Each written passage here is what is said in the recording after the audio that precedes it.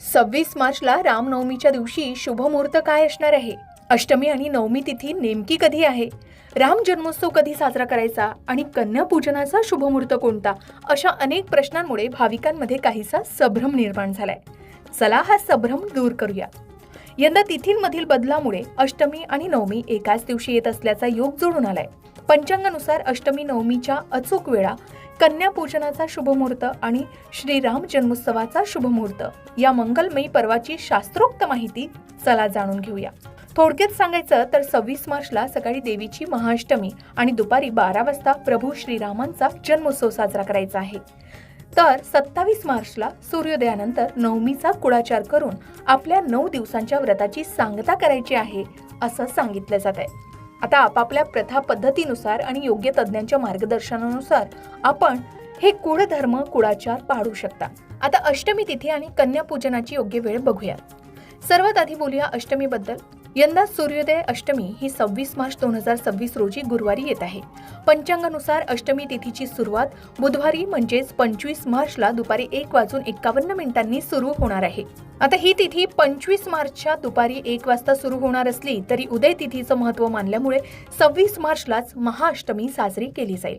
आता अष्टमीला अनेक घरांमध्ये कुलधर्माप्रमाणे कुळाचार केला जातो. ज्यांच्याकडे अष्टमीला कन्यापूजन करण्याची परंपरा आहे त्यांनी गुरुवारी 26 मार्च रोजी सकाळी 11:49 आत कन्यापूजन उरकून घेणं शुभ मानलं जात आहे, कारण त्यानंतर नवमी तिथीला सुरुवात होणार आहे. आता वळूया या वर्षातील सर्वात मोठ्या उत्सवाकडे, तो म्हणजे प्रभू श्रीरामचंद्रांचा जन्मोत्सव म्हणजेच श्रीरामनवमी. यंदा एक विशेष योग जुळून आला आहे.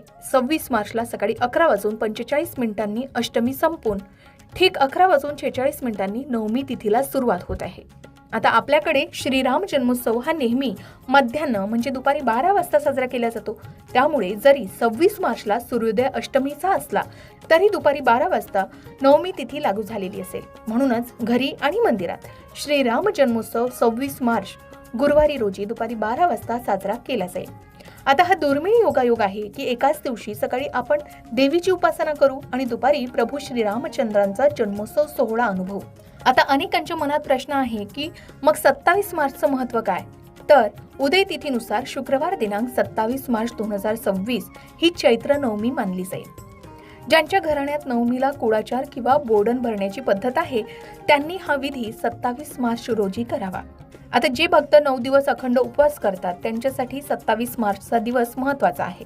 शुक्रवारी सकाळी 10:06 नवमी तिथी संपत आहे. त्यामुळे सकाळी 10:06 किंवा सूर्योदयानंतर तुम्ही